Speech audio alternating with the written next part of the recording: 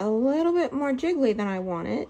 You can see at the bottom here, it's just starting to pull away from the jar at the bottom. Hello! I'm gonna teach you guys how to make kefir today, and I want this to be a really quick video. So I'm not gonna tell you my whole kefir story, but I will tell you, I've been making kefir for 20 years.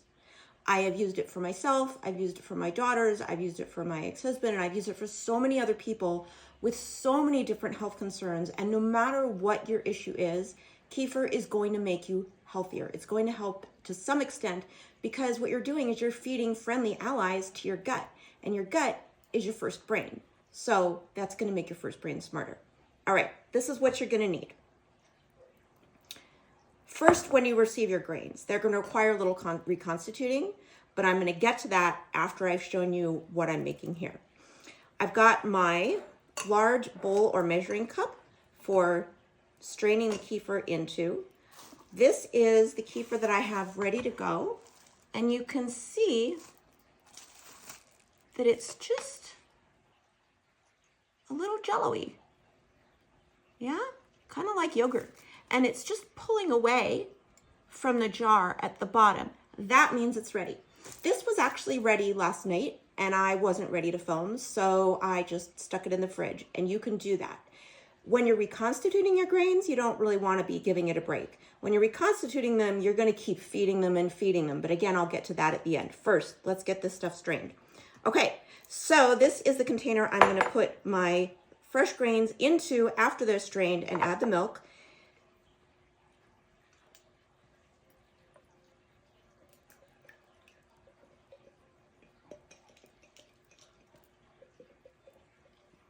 If your kefir's gone a little bit further and started to separate more, that's okay.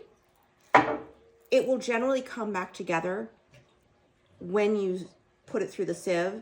However, if it is separating before it's thickened, that means one of several things. Either you need to divide your grains. You have too many grains and it's just going too fast. In which case, here's my grains. This is actually about enough for a quart. So I could divide these slightly. I think I'll divide them tomorrow. See how nice and fat and healthy they are? That's what you want. And yours may not look exactly like this when they come because they might have been resting for a while. They might have been in the freezer. They might have been shipped. So when you first get them, you're going to put them in just 4 ounces of fresh milk. And you're going to change that milk every day until it gets thick. Then once it's thick, you can drink it. And as the grains multiply, you can start using a little bit more milk every day. For myself, I'm the only one who drinks this in the house, so this is plenty for me. When I was making it for a family, I did it in a mason jar. And then you just want to cover it loosely. I'm covering it very loosely with this plastic.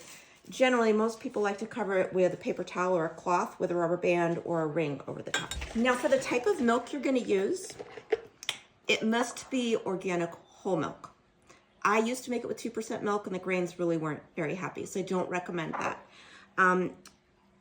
Organic is ideal. Grass-fed organic is your best bet. As you can see, what I'm using here is Trader Joe's grass-fed pasteurized organic milk.